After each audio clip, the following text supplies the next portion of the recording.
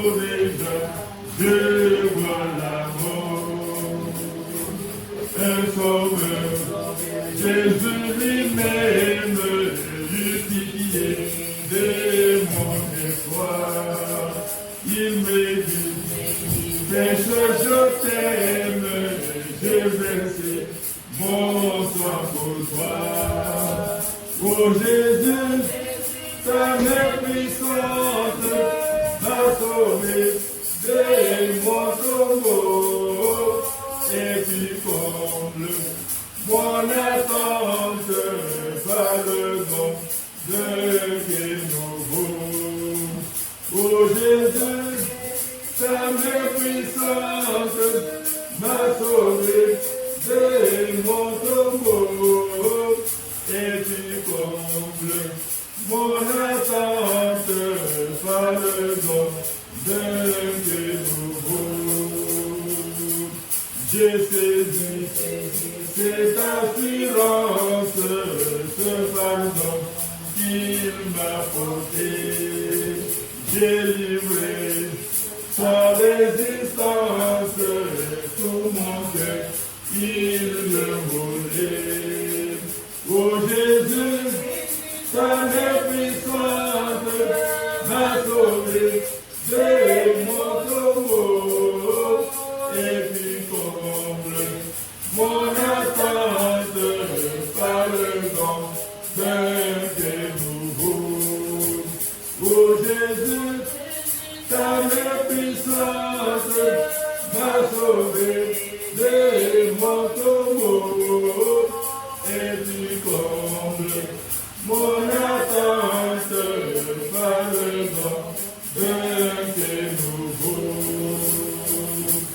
Dans mon cœur, j'ai vu estime, je reçus le Saint-Esprit.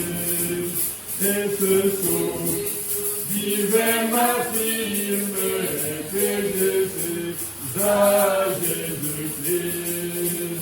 Oh Jésus, ta main puissante m'a sauvé de mon tombeau et tu combles mon attente par le don de Dieu nouveau. Oh Jésus, ta main puissante m'a sauvé de mon tombeau et tu combles mon attente par le don de Dieu nouveau. Maintenant, de joie en joie, mon sauveur me fait marcher. Car la paix que Christ m'envoie, nul ne peut me l'arracher. À ce Jésus qui me donne et sa paix et son amour, à Jésus je m'abandonne désormais et sans retour. À ce Jésus qui me donne et sa paix et son amour, à Jésus je m'abandonne désormais et sans retour.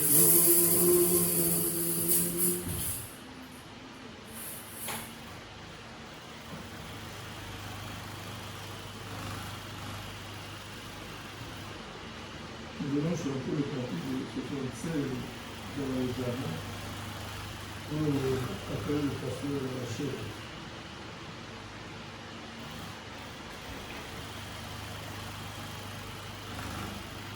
J'ai soif de ta présence, divin chef de ma foi, dans la faiblesse immense, que ferais-je sans toi? Chaque jour à chaque heure, oh j'ai besoin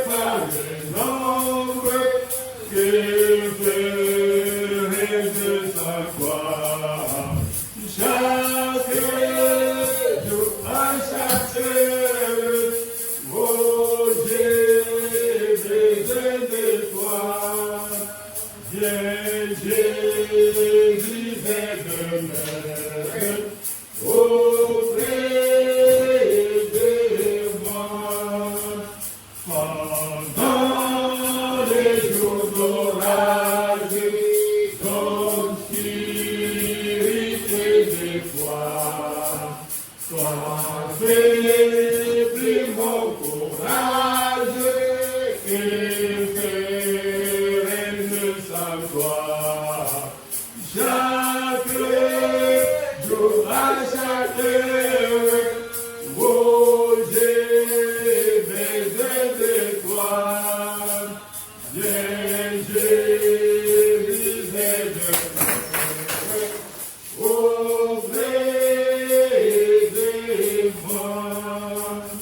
Oh Jésus, ta présence, c'est la vie et la paix.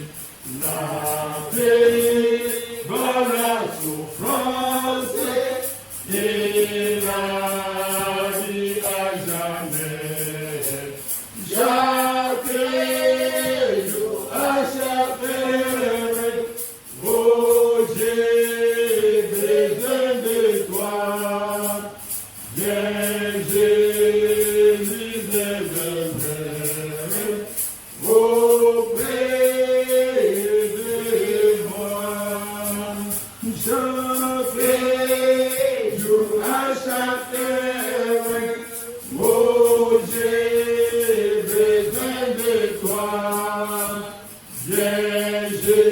de toi. Jésus demeure auprès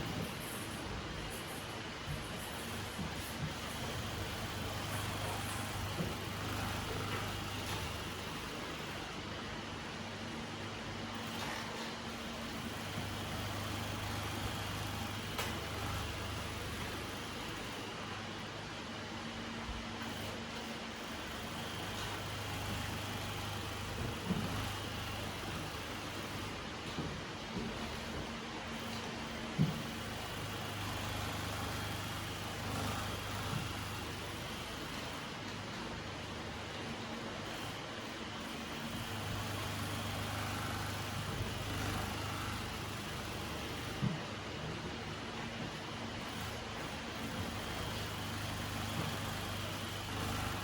Que le Seigneur vous bénisse. Amen.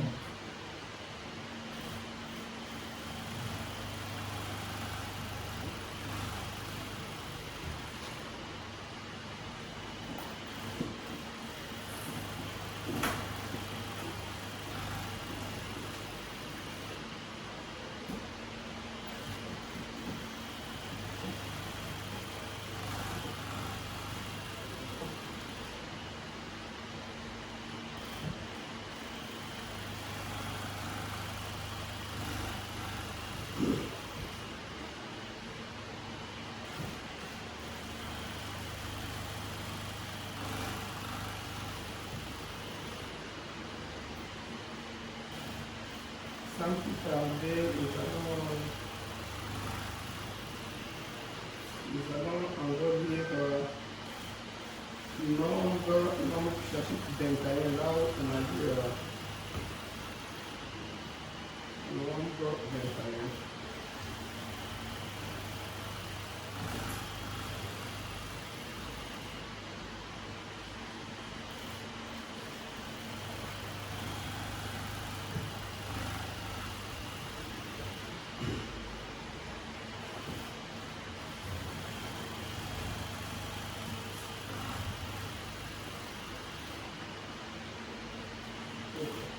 Nous disons, les rois d'Arad, cananéens, qui habitaient le Midi, apprit qu'Israël venait par les chemins d'Atarim. Il combattit Israël et amena des prisonniers. Alors Israël fit un vœu à l'Éternel et dit, si tu livres ces peuples entre mes mains, je dévouerai ces villes par interdit. L'Éternel entendit la voix d'Israël, il livra les Cananéens, on les dévoua par interdit, et leur ville, et l'on nomma ces lieux Orma. Ils partirent de la montagne de Orpa. Ils partirent de la montagne de Or par les chemins de la mer Rouge pour contourner le pays d'Édom. Le peuple s'impatienta en route et parla contre Dieu et contre Moïse. Je veux prier pour que vous puissiez vous poser. Prions le Seigneur. Seigneur Jésus, merci pour les temps, pour les souffles de vie, pour la force que tu nous as donnée de venir dans ta maison. Sois avec nous du début à la fin. Bénis ton peuple, Seigneur, pour les dévouements. Bénis les dîmes, les offrandes. Bénis notre présence ici. Assiste aussi ceux-là qui ne sont pas là, Seigneur. Fortifie tout le monde. Pour nos frères et sœurs qui sont à cette terre en train de méditer ta parole, Seigneur. Ouvre-nous maintenant parce que nous avons besoin de toi. Nous t'avons demandé ainsi dans le nom. Seigneur Jésus-Christ, notre Sauveur. Amen. Amen. Je vais vous asseoir. Donc, moi, je continue.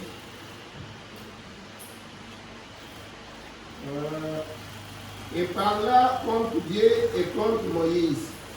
Pourquoi nous avez-vous fait monter hors d'Égypte pour que nous mourions dans le désert? Car il n'y a point de pain et il n'y a point d'eau. Et notre âme est dégoûtée de cette misérable nourriture. Alors l'Éternel envoya contre le peuple des serpents brillants. Ils mordirent le peuple et il mourut beaucoup de gens en Israël. Le peuple vint à Moïse et dit, nous avons péché, car nous avons parlé contre l'Éternel et contre toi. Puis l'Éternel, afin qu'il éloigne de nous ces serpents, Moïse pria pour le peuple. L'Éternel dit à Moïse, fais-toi un serpent brillant et place-le sur une perche. Quiconque aura été mordu et le regardera conservera la vie. Moïse fit un serpent d'airain et le plaça sur une perche. Et quiconque avait été mordu par un serpent et regardait le serpent d'airain conservait la vie.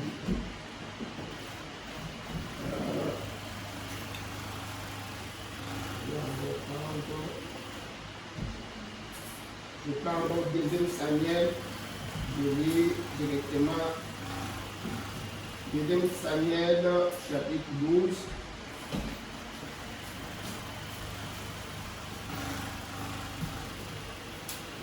Je vais lire du verset du 6e au 9e verset. Et il prendra 4 brebis, pour avoir commis cette action et pour avoir été sans pitié. Et Nathan dit à David, qui est cet homme-là?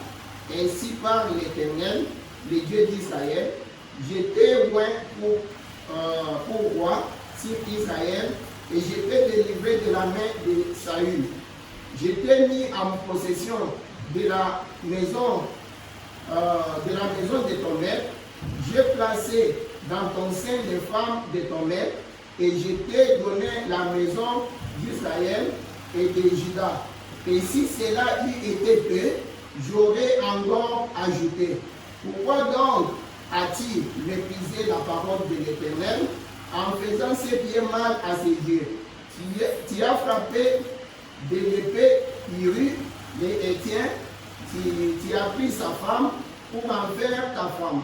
Et lui, tu l'as tué par l'épée des fils d'Ammon.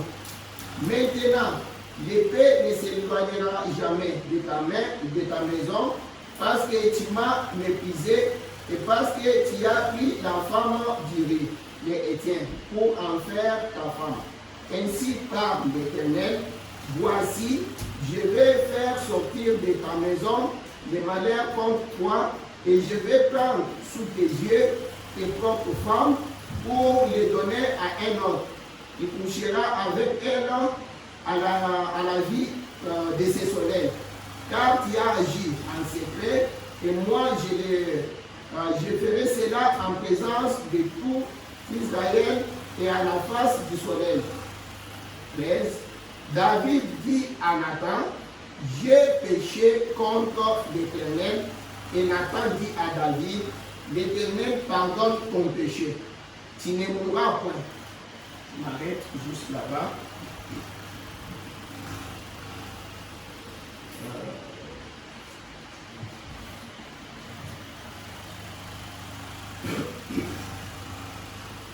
On pouvait beaucoup lire.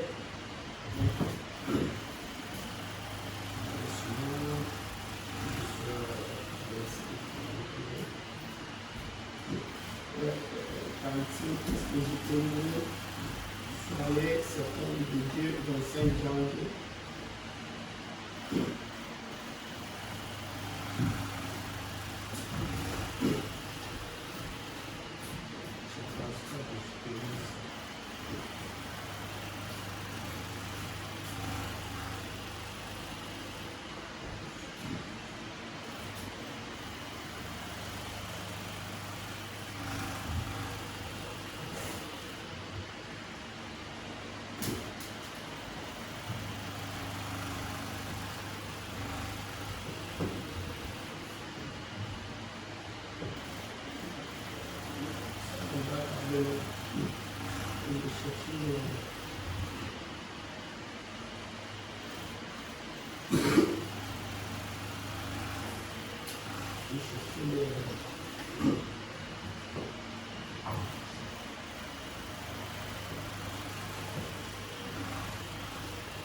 Ok.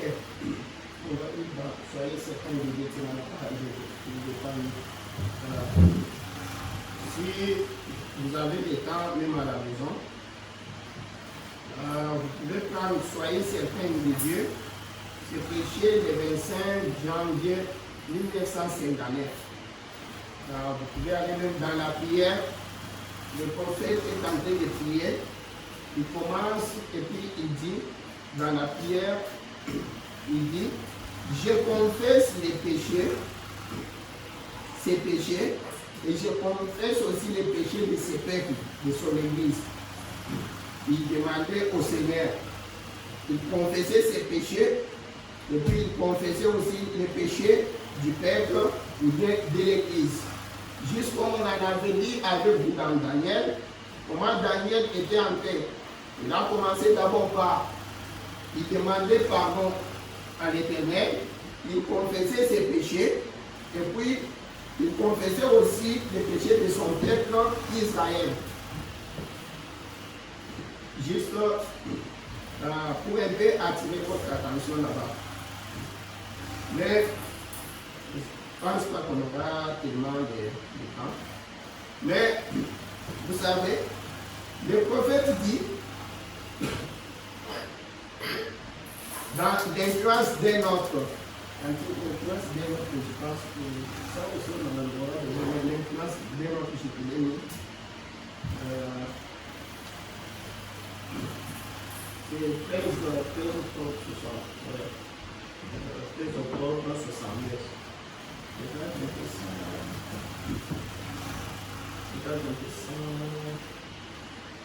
187.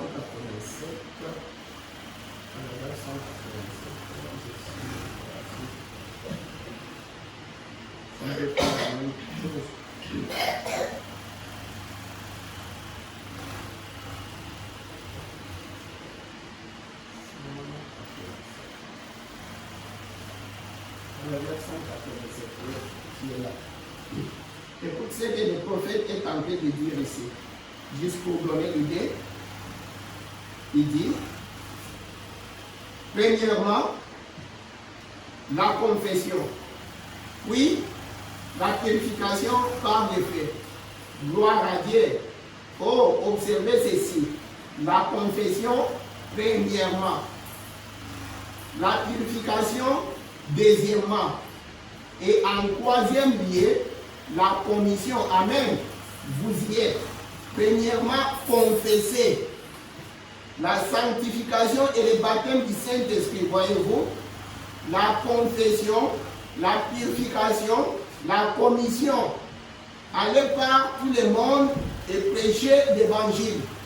Voici les miracles qui accompagneront ceux qui auront cru. Amen.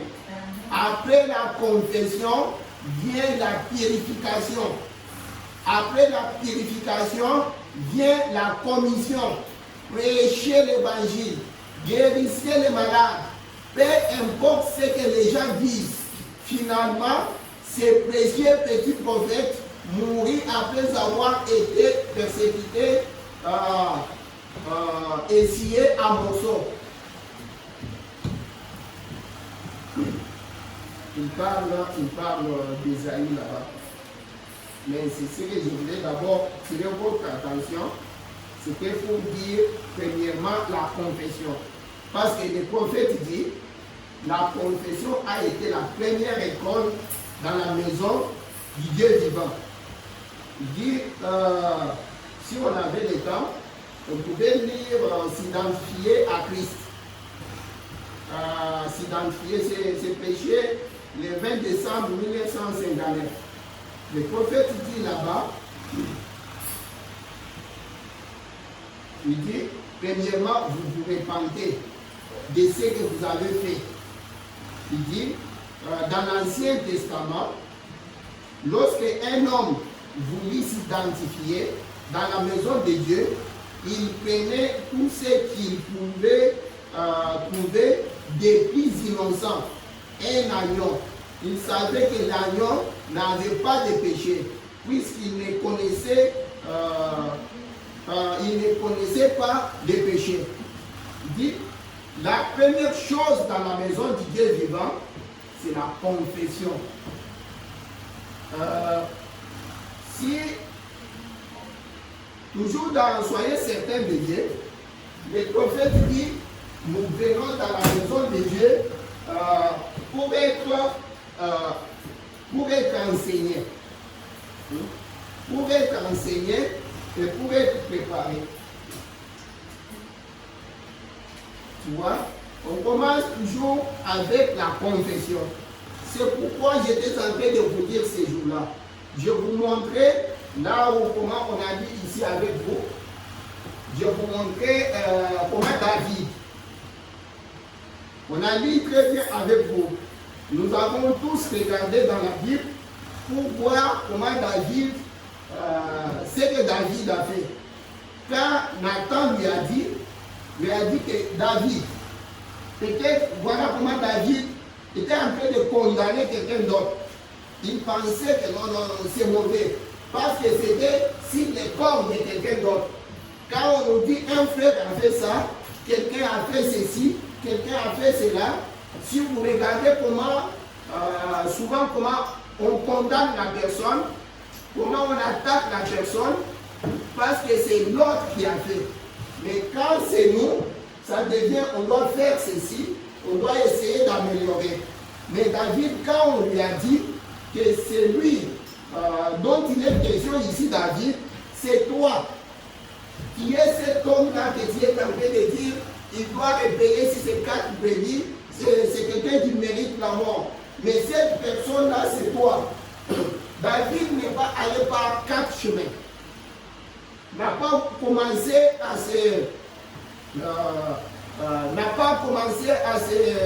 se justifier. N'a pas voulu commencer à se justifier pour dire que comme c'est moi, David, l'homme selon le cœur de Dieu, alors peut-être j'ai raison. Non. David est allé tout droit au point. Il a demandé pardon. Il a commencé par la confession. Et nous avons dit en regardant cela que la confession, c'est aussi comme un bouclier. La confession, c'est comme l'arme qu'on a pris. Et Dieu, devant la confession, Dieu ne résiste pas. On a tous dit cela. C'est pourquoi il peut dire dans sa parole, je ne mettrai jamais dehors celui qui revient à moi. Revenez à moi, je reviendrai à vous. C'est ce qu'il dit.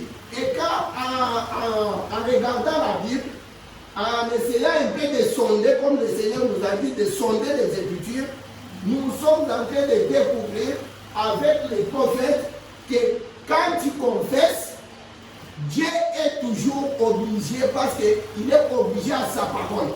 Tu vois, il est toujours prêt à reprendre. Tu vois, si nous pouvons, si on a le temps, et même si on ne touche pas, allons-y comme Dieu nous envoie là. Prenons Psalm 51. C'est Psalm 51, je pense. C'est le psaume là que je disais souvent quand je travaille. Psalm 51. On a déjà dit ça.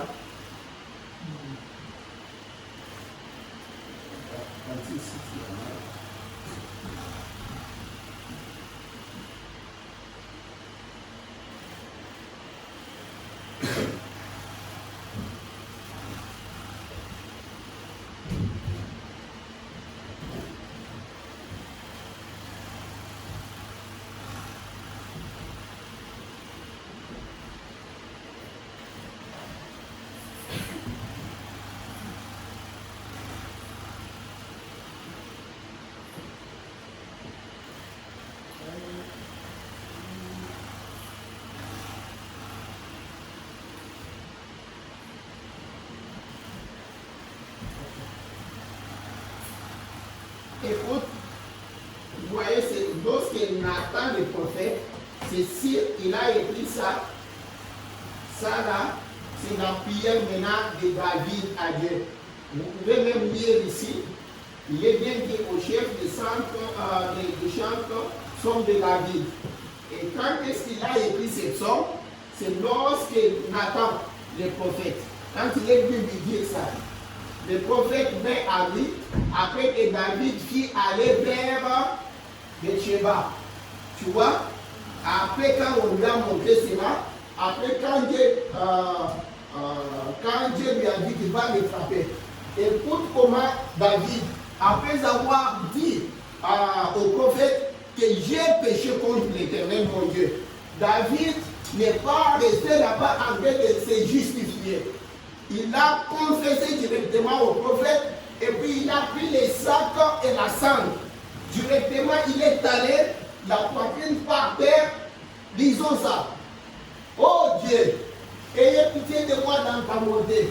Selon ta grande miséricorde, efface mes transgressions. Lave-moi complètement de mon iniquité et purifie-moi de mon péché. Car je reconnais. Tu vois qu'il me disait sans cesse devant Dieu. Car je reconnais mes transgressions et mon péché est constamment devant toi. Tu vois? Je reconnais mes transgressions et mon péché est constamment devant moi. J'ai péché contre toi seul et j'ai fait ce qui est mal à tes yeux, en sorte que tu seras juste dans ta sentence, sans reproche dans ton jugement. Il dit très bien que Dieu est juste. Quand il juge David là, Dieu, tout ce qu'il a dit là, lui est juste, moi je suis fautif. Tu es sans reproche, Seigneur. C'est moi qui suis coupable dans cette affaire. Et j'ai péché contre toi seul. Parce que les gens ne connaissaient même pas ce que David a fait. Tu vois? Il a dit, voici, je suis né dans l'iniquité et ma mère m'a conçu dans les péchés.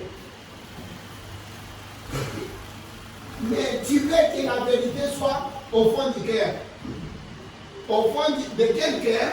Du cœur de moi, un homme qui est conçu dans les péchés. Toi, Dieu, tu veux que la vérité soit au fond du cœur. Pas des mensonges.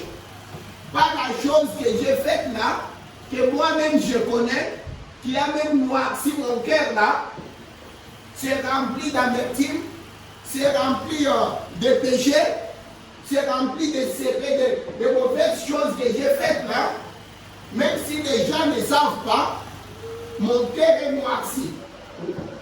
Et de même boire. Mais toi, tu veux que la vérité soit au fond du cœur. Fais donc pénétrer la sagesse au-dedans de moi.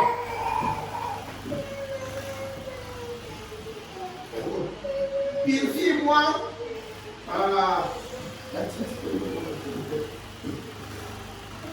Purifie-moi avec l'hysope et je serai pur. Lave-moi et je serai plus blanc que la neige. Annonce-moi l'allégresse et la joie. Et les os que tu as brisés se réjouiront. Détourne ton regard de mes péchés. Efface mes iniquités. Ô Dieu, crée en moi un cœur pur. Renouvelle en moi un esprit bien disposé. Ne me rejette pas loin de ta face. Ne me retire pas ton esprit saint. Rends-moi la joie de ton salut. Et qu'un esprit de bonne volonté me soutienne. J'enseignerai maintenant tes voies à ceux qui les transgressent comme moi là. Maintenant, je serai quelqu'un qui va aller dire, qui va annoncer aux gens, qui va dire aux gens de ce que je connais maintenant de Dieu. Parce que je viens d'avoir une leçon. C'est pourquoi, tu vois ici, il dit, j'enseignerai tes voies à ceux qui les transgressent. C'est pourquoi il pouvait dire à Salomon son fils, et toi Salomon mon fils, faites attention, connais le Dieu de ton père. L'Éternel est avec toi pendant que tu restes avec lui. Si tu abandonnes l'Éternel, il va t'abandonner éternellement. Il avait une leçon qu'il avait appris. Tu vois, qu'il avait appris, Salomon. Et les pécheurs reviendront à toi. Pourquoi il a maintenant dit une leçon? Il a maintenant dit quelque chose à aller dire aux pécheurs. Et il sait très bien que quand je vais dire aux pécheurs, les pécheurs vont revenir à toi. Parce qu'il a eu des chicottes de Dieu. Il est passé par l'école du Seigneur. Il a maintenant l'expérience. C'est pourquoi vous entendez souvent, quand on lisait ici, je pense, David le grand guerrier. Vous vous souvenez quand on parlait sur la foi, le prophète dit, parce que les gens, si souvent les gens qui ont la foi, ce sont les gens qui ont l'expérience. Les gens qui ont eu quelque chose de tangible avec Dieu. David avait eu l'expérience avec les ours, avec les lions. Il a vu comment l'Éternel l'avait sauvé, l'avait secouru dans ce moment-là. C'est pourquoi vous pouvez regarder maintenant Saïd, qui n'avait pas d'expérience, malgré qu'il était chef, malgré qu'il avait été enseigné, malgré qu'il avait plus de théologie, malgré qu'il connaissait bien se battre. Quand Goliath est venu, il a fui. Maintenant, David n'avait rien d'autre que l'expérience, que la parole de Dieu, que l'expérience, cet enseignement-là qu'il a eu de la part de l'Éternel.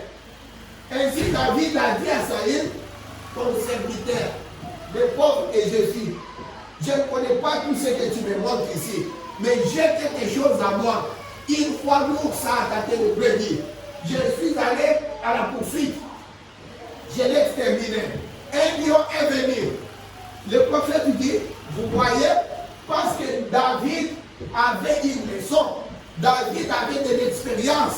Et souvent, les gens qui ont la foi, ce sont les gens qui ont de l'expérience. Tu vois? Maintenant, quand il va maintenant pour aller parler aux pécheurs, pour que les pécheurs reviennent à l'Éternel, il avait déjà quelque chose. Il avait déjà l'expérience.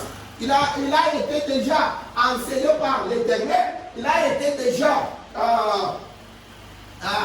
brisé, comme il l'a dit, par l'Éternel. Il a été déjà châtié par l'Éternel. Il connaît comment ce Dieu-là agit, comment ce Dieu-là se fâche, comment ce Dieu-là bénit. Il connaît comment ce Dieu-là peut faire des choses. Tu vois? C'est pourquoi, attends, on continue d'abord. Oh Dieu, Dieu de mon salut, délivre-moi maintenant du sang que j'ai versé. Et ma âme célébrera ta miséricorde. Seigneur, ouvre mes lèvres et ma bouche publiera ta louange. Si tu es voulu des sacrifices, je t'en aurai offert. L'autre chose est là. L'obéissance est plus que les sacrifices. Il dit au Seigneur, si tu es voulu des sacrifices, je t'en aurais offert. Mais qu'est-ce que Dieu aime? C'est le même Dieu ici qui avait dit à Isaïe, qui avait dit à Moïse, si quelqu'un fait ceci, on disait ici, on a dit plusieurs endroits là. Vous pouvez lire à l'Exode, dans Nombre et puis à Lévitique. Tu vois, il avait dit quand quelqu'un pêche, il faut qu'il vienne avec le taureau, il faut qu'il vienne avec ceci, qu'il vienne avec cela. Et puis, vous allez maintenant prendre. Le pécheur va faire quoi? Il va prendre ses mains, mettre sur la tête de l'animal, on va égorger l'animal, il va voir comment l'animal est en train de bêler, si c'est la chèvre ou bien quoi, en train de souffrir à sa place, il va voir comment la pauvre bête est en train de mourir à sa place. Il se représente, il dit ça c'est ma place que cet animal est en train de prendre. C'est moi qui devrais subir ceci. Maintenant, écoute, quand nous regardons ça, tu te diras que oh, donc Dieu aime les béliers, Dieu aime les sacrifices, Dieu aime les dîmes, Dieu aime tout ceci. C'est là où Dieu dit, quand vous mettez vos dîmes à l'église, quand vous donnez vos sacrifices là, vous m'avez déjà vu venir manger la graisse de vos béliers. Hein? L'obéissance est plus que les sacrifices. Même David est en train de le dire ici. Si tu es voulu des sacrifices, je t'en aurais offert. Mais qu'est-ce que Dieu aime? Écoute, mais tu ne prends point plaisir aux holocaustes. Vous allez comprendre ce qu'il aime. Un esprit brisé. Il dit, oui, je t'en aurais offert, mais tu ne prends point plaisir aux holocaustes.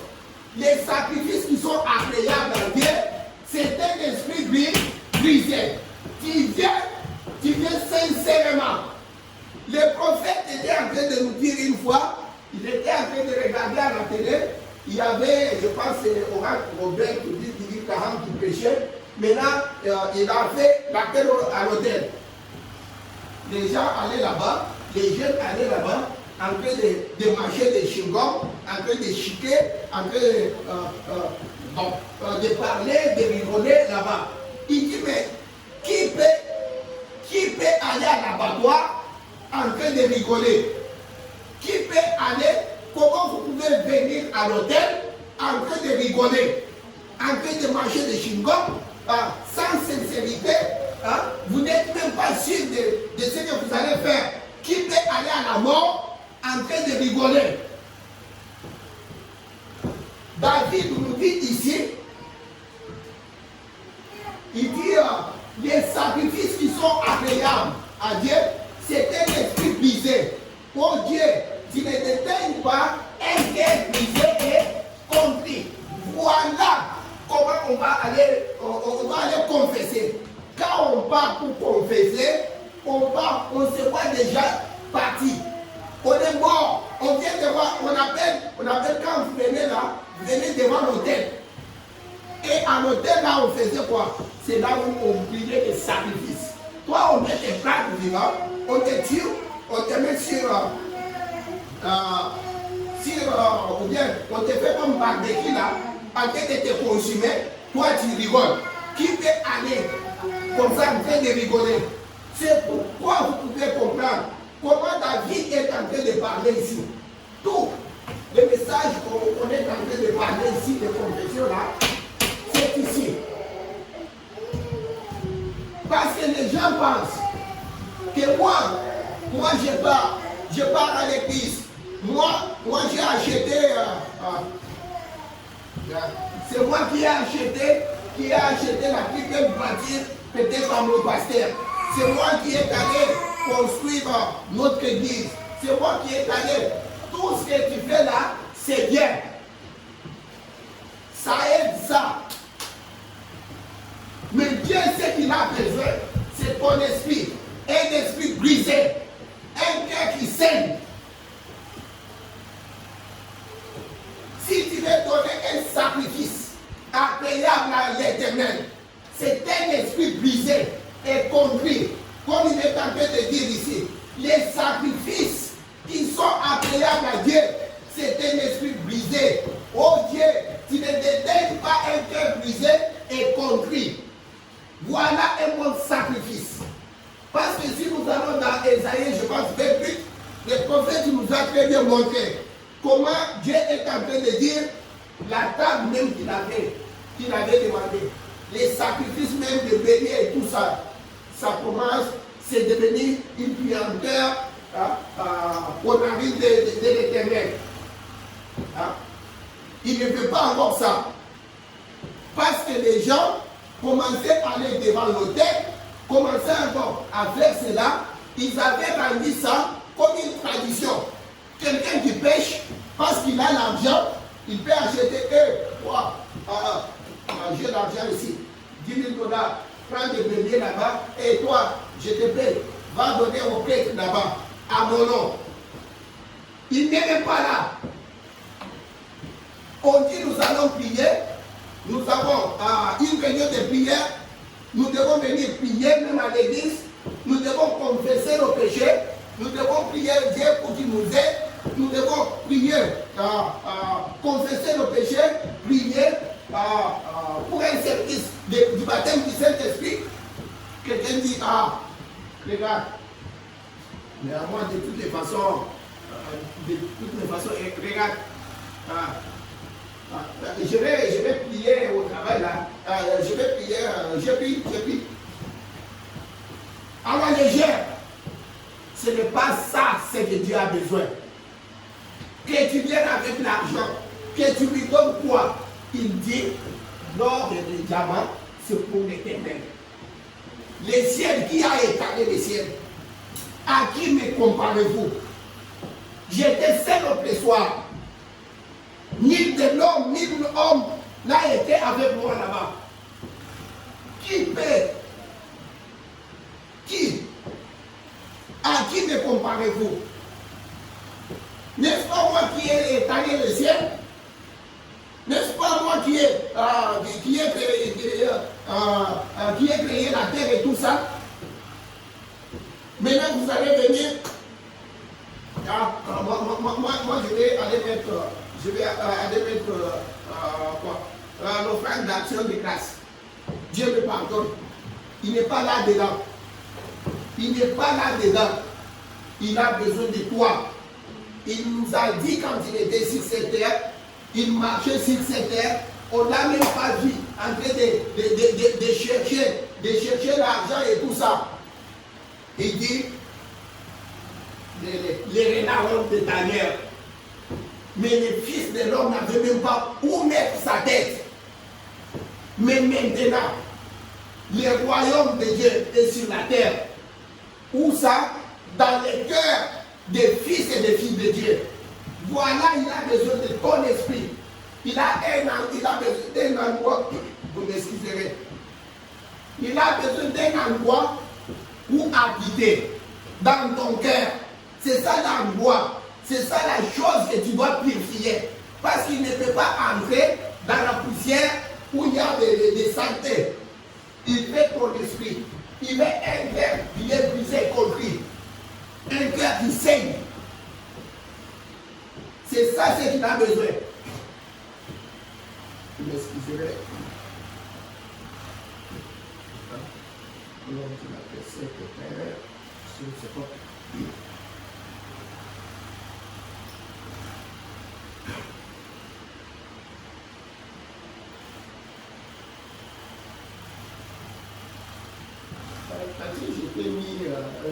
J'étais dû mettre de l'air fité ici. Je ne sais pas si on peut se retrouver.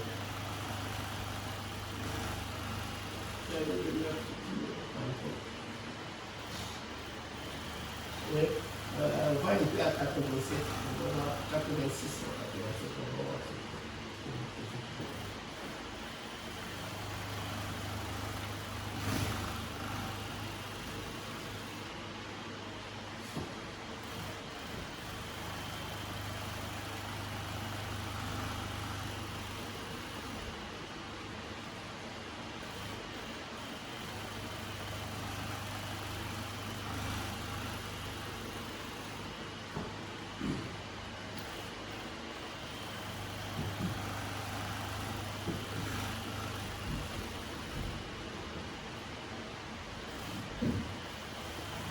Regardez un peu ici. Nous sommes dans les demeures futures. On lit un peu ici. Le prophète dit, remarquez comme Dieu nous le montre clairement. Et si ça, ce n'est pas une grande confirmation, une grande bénédiction remplie de tendresse de la part de Dieu, quand je vois ça, et que je vois que depuis la toute première fois que Christ a traité avec moi, quand j'étais tout jeune, j'ai toujours continué à enseigner ces 3 étapes de la grâce. Remarquez, ce n'est pas vrai maintenant.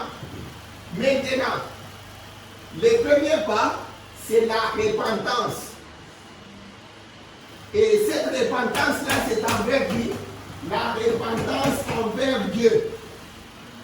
La première des choses. C'est ce que nous avons vu David faire. Il a commencé d'abord par se repentir. Et ce qui vient ensuite, c'est le baptême d'eau. Le baptême d'eau. Repentez-vous et soyez baptisés dans le nom de Jésus-Christ. Voyez-vous, c'est le baptême d'eau qui suit pour montrer que la repentance était authentique. Ce n'est pas juste pour nous montrer que tu as pris. Ce n'est pas juste pour nous montrer que tu fais quelque chose à quelqu'un. La personne est blessée. Au lieu d'aller sincèrement, tu arrives, tu dis, c'est arrivé, hein? Ok, tu m'excuses.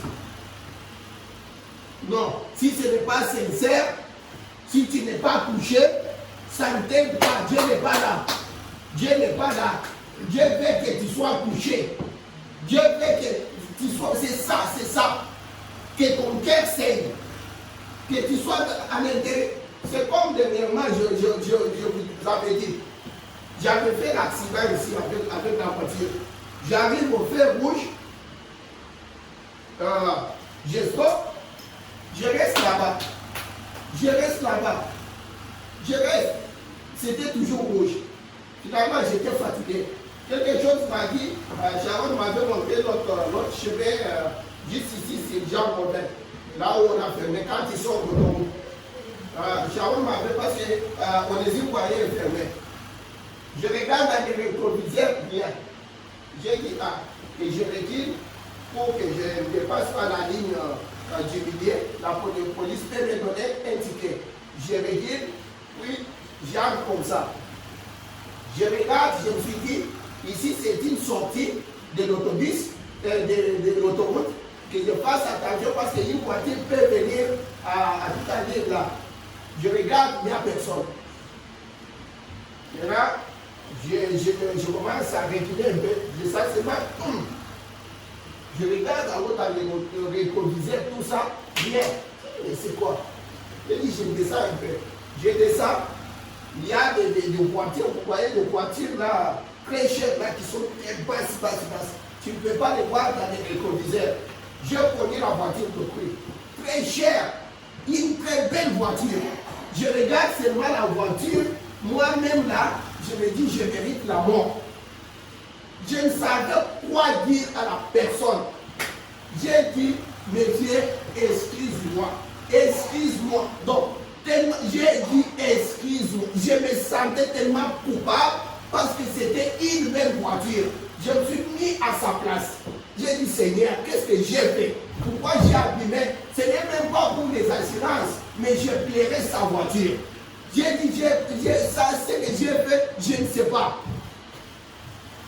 Pendant qu'il descend, je dis, monsieur, je ne sais pas quoi te dire, je ne te voyais pas, je suis vraiment coupable, excuse-moi. Pendant que j'ai dit excuse, je suis allé à sa femme, même sa femme a commencé à me réconforter là.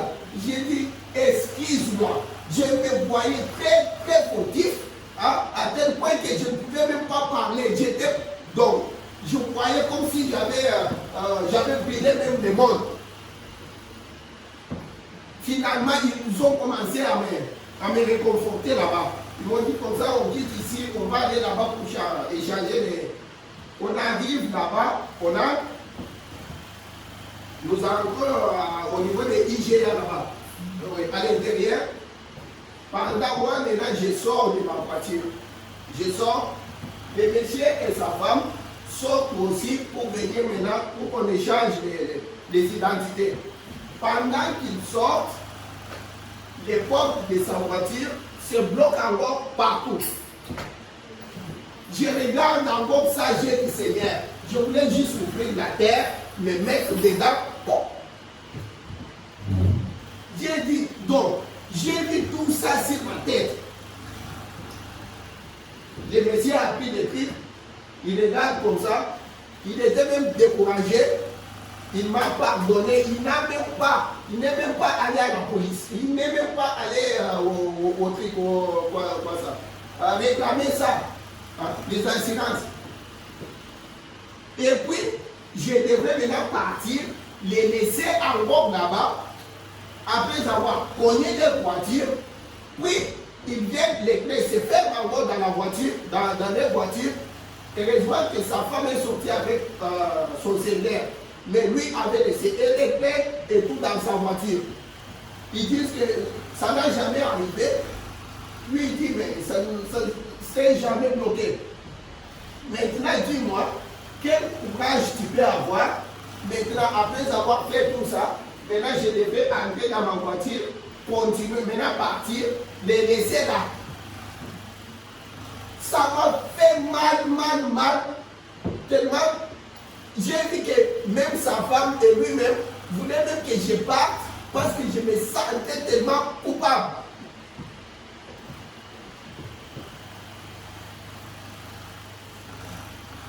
Ce que Dieu fait est que tu dois vraiment confesser.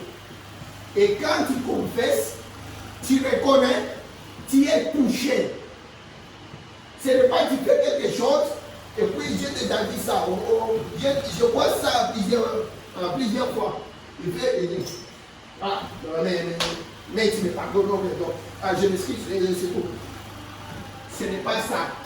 Ça, que ce soit pour la personne, que ce soit pour Dieu, Dieu n'est pas là. Tu n'as pas confessé. Ce n'est pas ça la confession.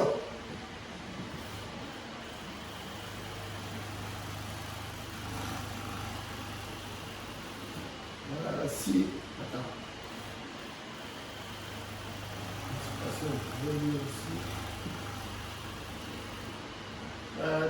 Est-ce qu'il y a, j'ai mis la rédemption par le jugement. 14, 11, ce qu'on a dit, c'est là. 14, 11, c'est la carte. Aussi, je peux lire ici. Ok, je vais vous lire ici.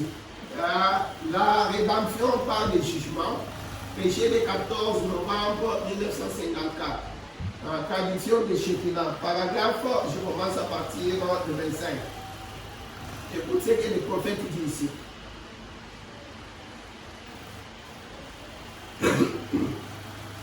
Excusez-moi. Paragraphe 25. Or, les enfants d'Israël pendant leur voyage, ils n'avaient pas besoin d'effectuer un long voyage. C'est ce qu'on a lu le dimanche. En fait, ils auraient pu effectuer ce voyage en une semaine de marche s'ils étaient allés directement. Mais ce qui a fait obstacle dans leur marche, c'était leur protestation et leur plainte. Parce que Dieu n'aime pas quelqu'un qui se plaint, qui se plaint trop. Dieu avait accompli des œuvres parmi eux. Et ensuite, lorsqu'ils sont entrés dans la terre promise, ils ont choisi un homme de chaque tribu. En fait, il y avait 12 tribus. Et deux sont revenus, notamment Josué et Caleb. Et ils ont dit, nous pouvons nous emparer de ce pays. Mais 10 autres sont revenus et ont dit, c'est trop difficile. Nous ne pouvons simplement pas le faire parce que ces gens sont trop grands. Et leurs villes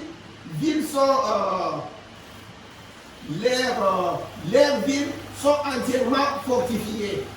Et nous ressemblons tout simplement à des sauterelles à leurs yeux. Alors, nous ne les pouvons pas. Et ils étaient alors à l'endroit qui s'appelle Kadesh Barnea.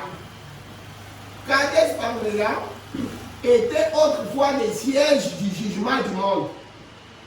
Il y a une grande source et des petites sources qui sortent de cela. Ce qui est aussi un type parfait. Christ, la grande source. L'Église, la petite source qui sort de Christ. Les sièges du jugement. Je continue. Les jugements. Écoute. Au milieu là de 25, là, écoute ce qu'il dit ici. Excusez-moi. Les jugements commencent par la maison de Dieu. C'est ici que nous sommes jugés.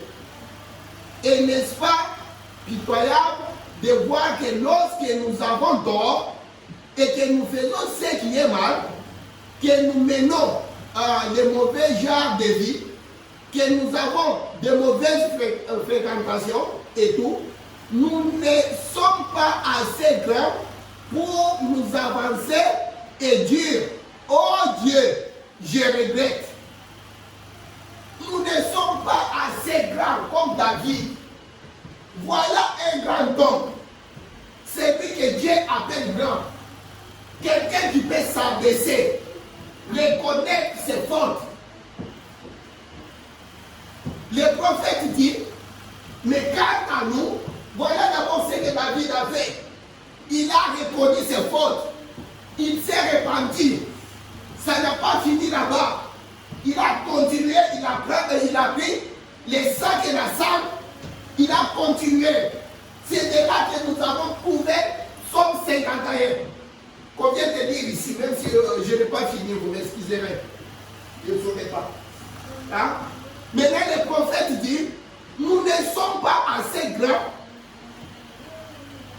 pour nous avancer et dire, oh Dieu, je regrette, c'est moi qui ai tort, tu as raison, comme David l'a dit ici. L'Éternel est juste dans sa sentence. C'est moi qui suis fautif dans cette affaire. Et j'ai péché contre toi seul. Oh Dieu, je regrette. C'est moi qui ai tort. Tu as raison et j'ai tort. Pardonne-moi. Aide-moi à faire mieux la prochaine fois. Exactement ce que David a fait ici. Si seulement nous pouvons être sincères à ce point, mais ce n'est pas le cas. Nous entendons l'évangile être prêché et nous disons, oh, eh bien, je le crois. Ah, je ne le crois même pas. Je ne crois même pas de cette manière-là. Parce que quand on te parle, surtout quand le pasteur touche ce que tu fais. Quand le pasteur parle de ce qui t'arrive dans la vie, ce que tu fais, il dit la parole, comme nous avons vu les prophètes le dire là, on commence à condamner la parole, on commence à condamner les pasteurs, on commence à condamner Moïse. Ça devient le problème de Moïse.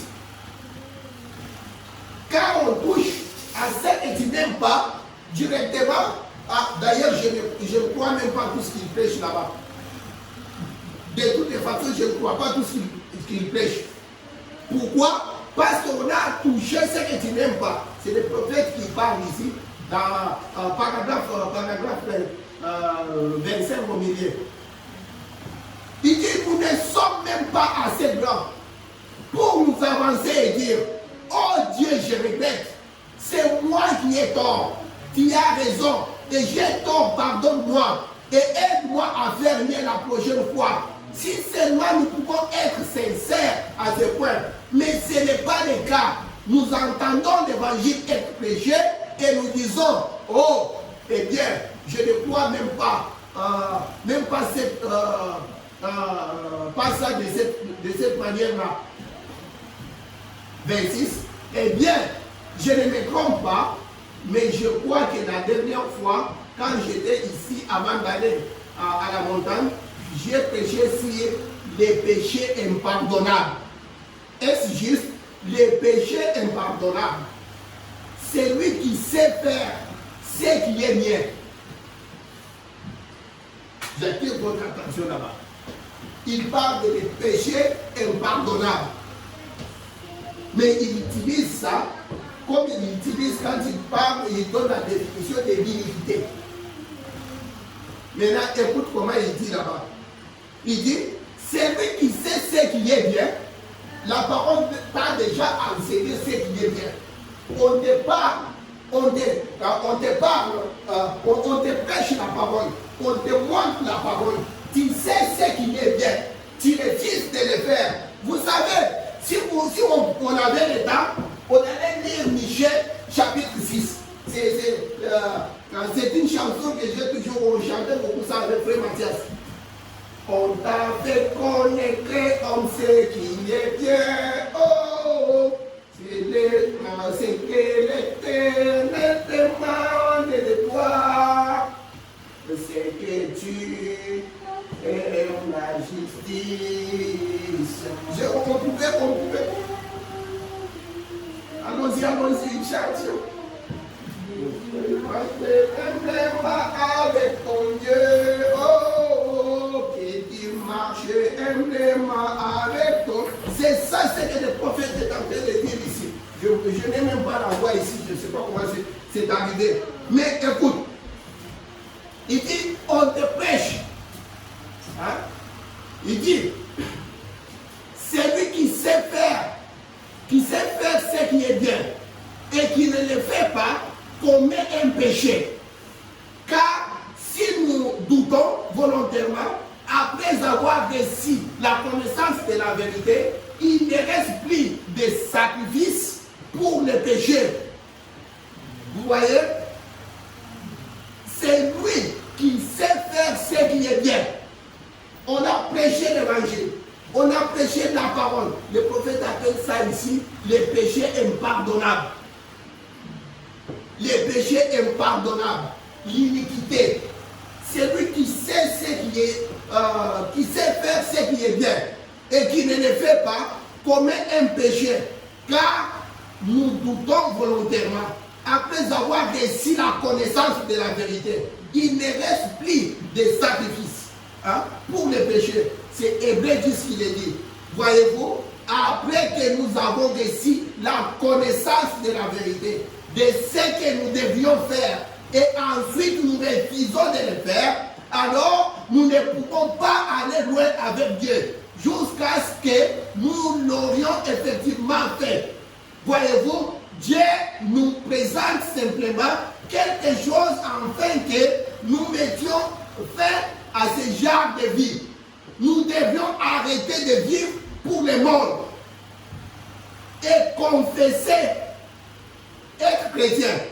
Et quand nous continuons carrément avec cette même chose, alors nous ne pouvons pas aller plus loin avec Dieu. Je vais encore. Quand tu dors, on chante encore ça. C'est on t'a fait connaître en ce qui est bien. Oh, c'est que l'Éternel demande de toi. C'est que tu livres la justice et que tu la miséricorde et tu marches humblement avec ton Dieu. Oh, que tu marcher humblement avec ton Dieu. C'est ça. Paul était en train de dire, Paul le dit et Branham le dit aussi. Je vous ai donné tous les conseils de Dieu.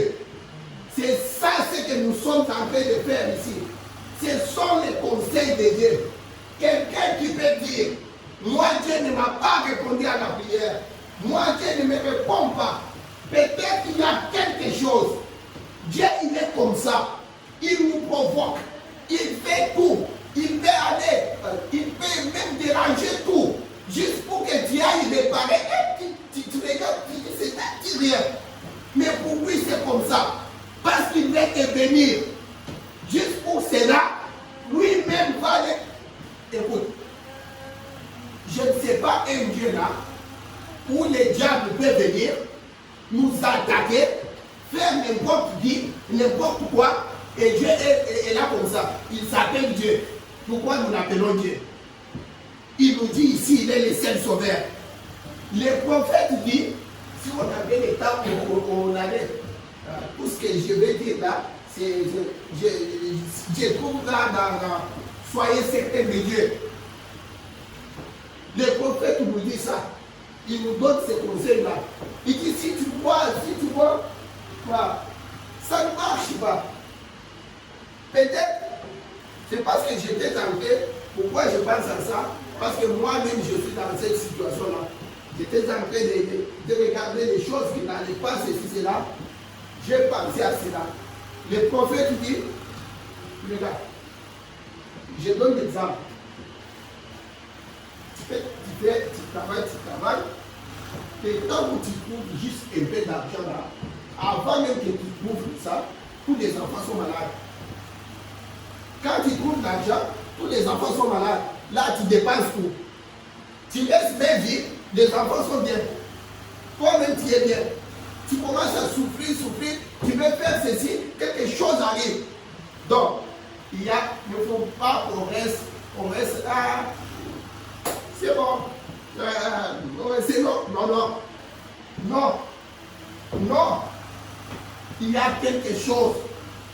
Parfois, Dieu lui-même là, il sait que quand tu vois comme ça, il faut commencer à c'est comme ça un enfant de Dieu. Nous avons des écritures partout. Quand les situations sont en train de faire comme ça, regarde, tu essayes de. C'est quelle écriture que je peux prendre? C'est quelle mâchoire d'âme que je peux saisir, comme Samson? Il y a des problèmes ici. Tu vois? Tu te recherches un peu. C'est comme ça. Je voulais parler de cela. Mais Dieu n'a pas voulu. Mais voilà mon message. La confession. On peut prier même dans 2 minutes. Nous prions le Seigneur. Je commençais par vous montrer ici des prophètes qui ont commencé d'abord dans Soyez certains de Dieu là. Si vous allez lire ça à la maison, vous allez trouver que Branham a commencé par il confesse ses péchés. Il confesse aussi les péchés de son église. Il confesse nos péchés. Comme Daniel. On a lu avec vous dans Daniel ici. Daniel, pendant qu'il confessait, il priait Dieu. Il appelait le Dieu Tout-Puissant. En confessant, commençant par confesser ses péchés et confesser aussi les péchés d'Israël, son peuple. On a vu encore ça dans Néhémie. Néhémie a commencé à confesser ses péchés et confesser aussi les péchés d'Israël, son peuple. C'est pourquoi je me mets ici aujourd'hui. Je commence par confesser mes péchés et confesser les péchés de cette église, confesser les péchés de ma famille, confesser les péchés de tous ceux que j'aime. Prions le Seigneur. Seigneur Jésus, Dieu Tout-Puissant, l'agneau immolé du calvaire, le Dieu puissant dans le combat. Toi qui fais miséricorde à celui que tu fais miséricorde. Toi qui as laissé la gloire pour descendre dans la poussière de la terre, pour verser le sang pour nous qui sommes pécheurs. Oh, je me rappelle à l'écriture qui dit, Dieu a tant aimé le monde qu'il a donné son Fils unique, pour que quiconque ne périsse point, mais ait la vie éternelle. Je me rappelle aussi, le Seigneur en train de dire, comme Moïse a élevé les serpents de rein, Dieu a aussi tant aimé le monde, qu'il a élevé même les serpents de rein, afin que quiconque regarde à ces serpents-là, ne périsse point, qu'il ait la vie. Que ses péchés soient pardonnés et que ses plaies soient guéries. Seigneur Jésus, à qui autre irions-nous aujourd'hui? Nous qui sommes pécheurs, nés dans le péché, nos parents nous ont conduits dans le péché, dans l'iniquité, Seigneur. Nous sommes des pécheurs. Nous avons péché contre. Nous avons fait tout ce qui est mal à tes yeux, Seigneur. Nous sommes des adultères, nous sommes des menteurs, nous sommes des voleurs. Nous ne demandons pas pardon assez, Seigneur, sincèrement, Seigneur Jésus. Nous nous fâchons tout le temps.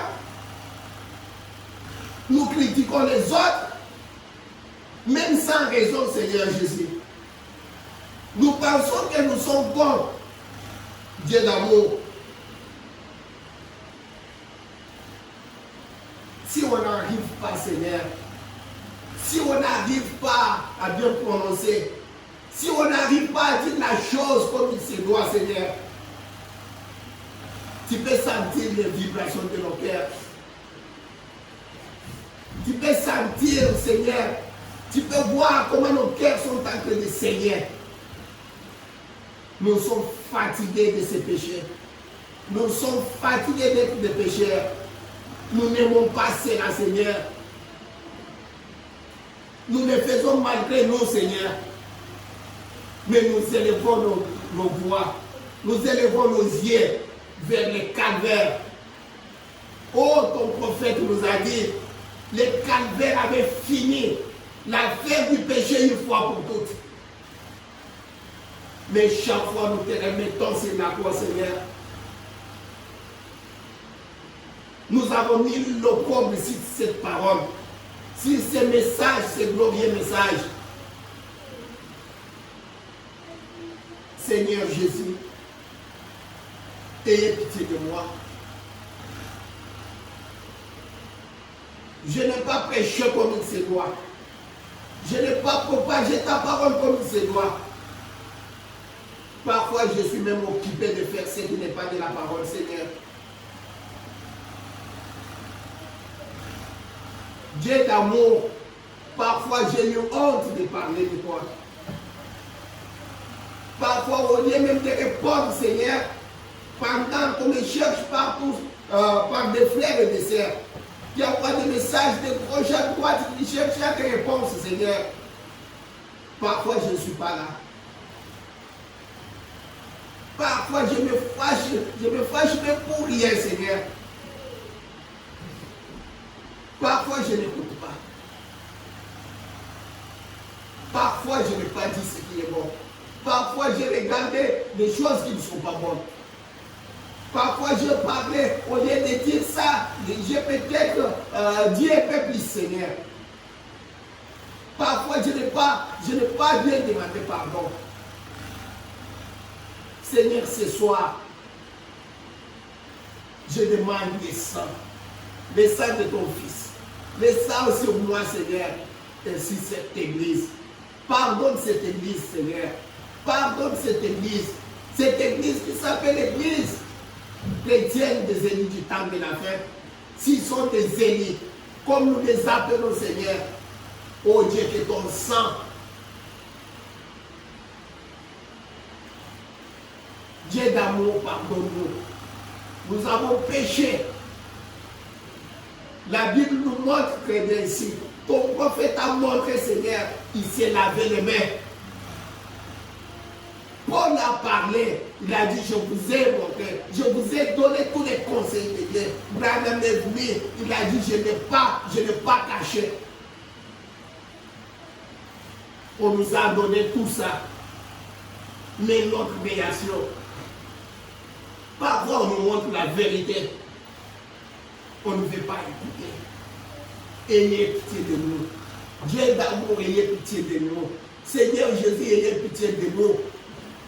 Ayez pitié de nous. C'est toi qui es le parent rédempteur. C'est toi qui es le sauveur de l'humanité. Invoquez-moi, je suis l'Éternel, votre Dieu. Je vous répondrai. Revenez à moi, je reviendrai à vous. Nous revenons à toi, Seigneur. Ayez pitié de nous. Merci, notre Dieu. Nous croyons par la foi. Nous croyons, Seigneur. Nous croyons, Seigneur Dieu, que tu nous as pardonné. Nous croyons, notre Dieu, que tu nous as pardonné. Seigneur, nous croyons, Seigneur, nous acceptons le pardon. C'est pourquoi nous disons merci, Seigneur. Nous te disons merci pour l'œuvre du calvaire. Merci, Seigneur Jésus, pour ton sang. Merci, Seigneur, pour nous avoir pardonné. Merci, notre Dieu, pour la joie du salut que tu nous remets, que tu remets dans nos cœurs. Merci, Seigneur.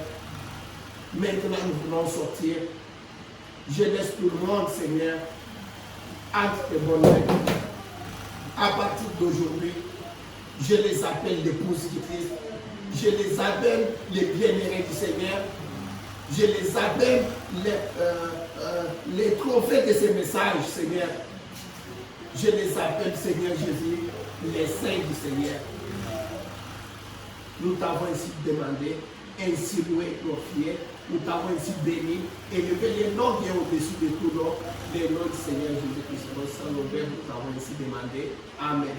Amen. Le Seigneur vous bénisse.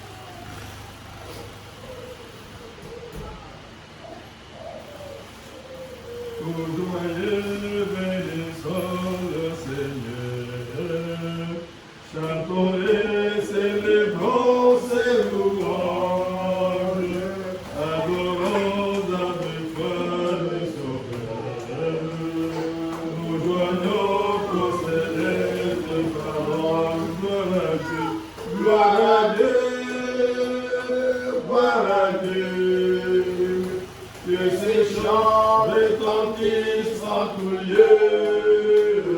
Gloire à Dieu, gloire à Dieu.